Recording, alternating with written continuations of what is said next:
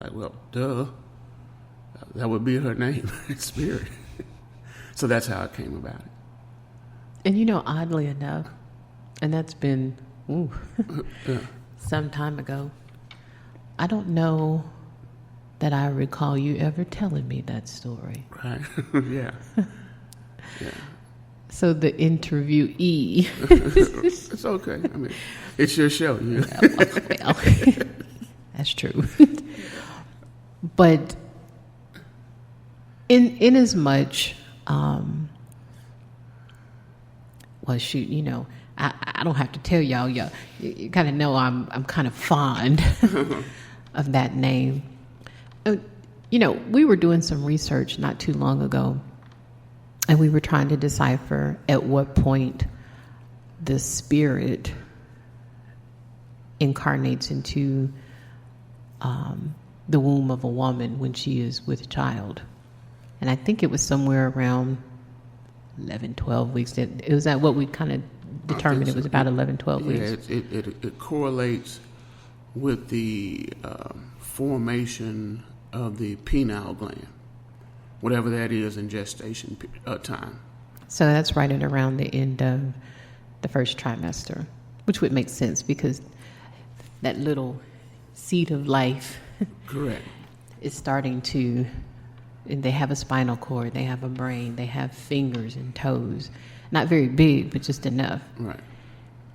But at that point, it's understood that when the penile gland is developed, then the spirit has a place to reside within the avatar that most people call a body. Right. Y'all know we not normal. Right. And so after I heard that, I was like, wow, that's so profound. And I'm a Gemini.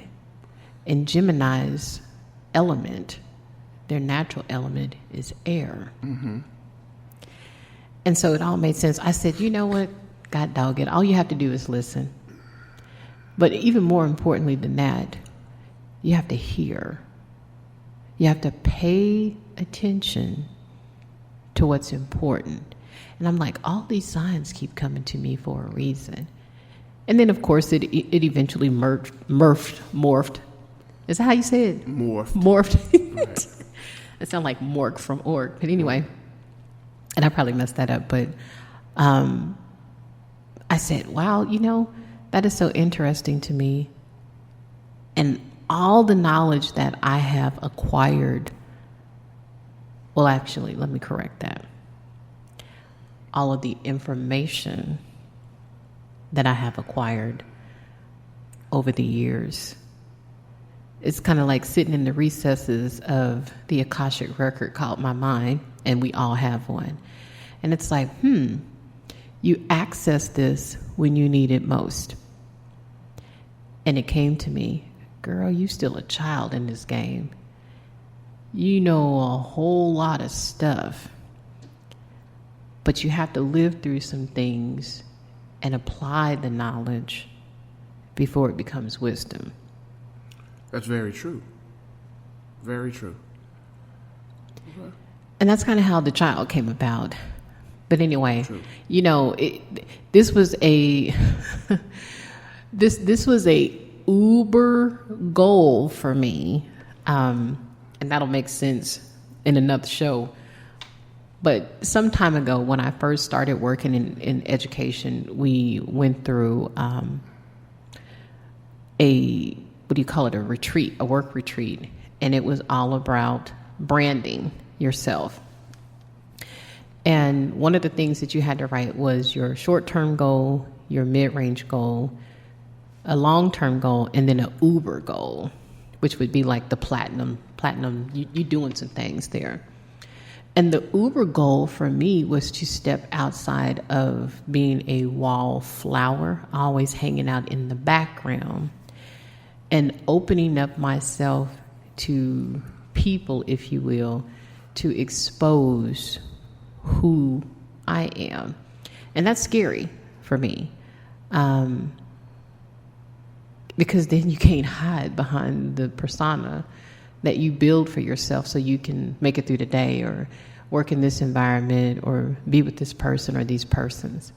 So y'all, I'm out on a limb, and I hope this doesn't sound canned or rehearsed, because we're doing it freestyle. I have no script and just decided to do this. But I'm stepping outside of the avatar called Minetta to allow you to experience truly spirit. Well, good. And I'm sure the family appreciates that.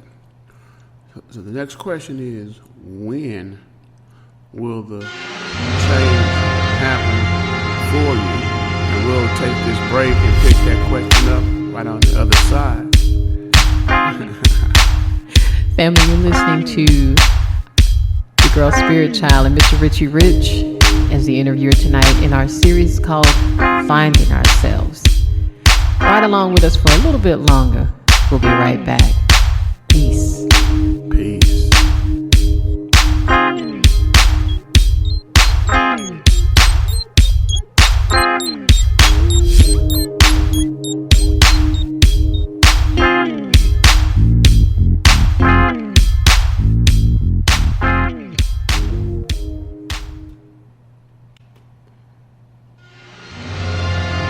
Family, we're back. That hard-hitting beat. Glad you could join us here for this special interview. The teachers on the receiving end of the questions. That's good. And like we said, we were just going into the break, getting into the next question, and we're going to just pick up right where we left off with that. And but right now we're gonna rock to this quick beat for a minute and give you a chance to get in your seats, get prepared, family. All right. So as we were talking right before the break, the question came up: when? Because we'd already talked about why, and then we're moving on to when will the change happen for you? And in parentheses it says your time frame. However, I would like to rephrase that question just slightly. And I would like to say, when will the change happen for you or anyone who needs to change? It can only happen when you step outside of yourself, or as you would say, stop appealing to your own ego. Ego. That sounded like I said eagle. Didn't it sound like I said eagle? Yeah. That's more than a Freudian slip. Man, okay. That's ego taking its last stance. Yeah, because it's like I'm flying over here with a broken arm, and yeah. So I don't have a time frame. I don't have a time frame simply because, y'all, I'm a mess. I'm a work in progress. But what I can tell you is the change happened for me, like I said earlier, when it dawned on me, it's time to do something different. And so if you are honest with yourself, truly honest with yourself, as soon as you get it and you can get outside of you, then you can open up your heart, as I would tell my yoga students, open up your mind, be in the moment, and put some action to it. You have to get up and move. And for some of us, it might be something as simple as, you know what, I acknowledge this. For some of us, it may be, I'm going to pull out my gratitude journal because I bitch about everything else, but I know there's something that I'm grateful for. And embrace it. It's not a sprint. It is a marathon. And if you truly want to change, you would find that not only will you change maybe a bad habit and make it better, or find a good habit and find a way to make it better, or learn something every day. Because I think if you get to the point where you know so much that you cannot be taught, well, hell, what else is it for you to do? Nothing. Die. That's about it. Right. Okay. And so as serious as that is, it has to be the ability to want to be, I think the cliche term now is be your best you. Be your best. You have to have. I mean, so I really want to get clarification for the family. So you're saying this will happen. Change will happen for you when you decide. Are you talking about specifically for me? Or no. anyone. Oh, anyone. You or anyone. I mean, because like I said, the question is an important question. It's such an important question that this is one of the only questions, because I'm the interviewer, that really needs to go to you, through you, and beyond you to the family. So I guess the fundamental question is, when does change happen? Change happens when you acknowledge it and you do something about it. That's the impetus. You have to start somewhere. It doesn't have to be what it is, but it can't be what it was that you were doing. Okay. And so I say this all the time. Every day that you wake up and you're topside in dirt is a day to make a change. Day to make a change. Okay. So you have to be willing to change something about you, good or bad, every day.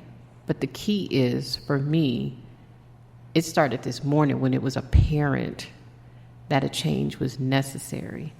And I mean, I'm telling you, my little feet was burning up on my 9 to 5 over at the plantation, because I knew I had to get this down. I had to make this a record. I had to mark the moment when I decided that I needed to change. And that you saying that moment was today. I was thinking about it, but I was tardy. I was tardy to the party. I was very tardy to the party. I've been thinking about this, and I don't think I knew what that change needed to look like. I don't even know that I knew, honestly, that there was a need for change, but I've had a lot of time to reflect and do some deep diving, and I'm telling you, it's like, no, it has to be right now. We were talking earlier over the last weekend, and we were listening to a minister saying your life could change in a moment. It doesn't. Your life could be altered in a matter of moments. Correct. And we don't have a whole lot of time in this particular space that we call life. Right. There is no time like the present. There's no time like So do something. So and then I'm hearing what you're saying. So my mind is not that spacey. I like it concrete. Like I say, I have to explain it to me so I can understand it, like a sixth grader. So what I'm hearing you saying, change occurs not when you think about it, but when you have made a determination, an uncompromising determination that it needs to happen and will happen. Exactly. Okay. And not now. Right now. Right. Mm-hmm. Right. So actually, change happens pretty much in an instant. It should happen in an instant. It may not be easy for everyone, but it should happen. Okay. Well, I mean, the manifestations of that change obviously may not appear instantly. Right. But the change, the determination that says, excuse my French family, fuck this, I'm not doing this anymore. Happens once that's done. It's like, that's done. Is that what you're saying? Yeah. Okay. I couldn't sum it up any better. It's like, okay, well, I ain't doing that no more. That's done. Yeah. So, now, what does the new normal look like? Is that what the new normal looks like? I'm trying to win. Right. And I'm saying, but there becomes a process where manifestations of the change start to manifest themselves. Right. Like you said, you may make the decision today and you may not see the benefits of that for some time. Just like the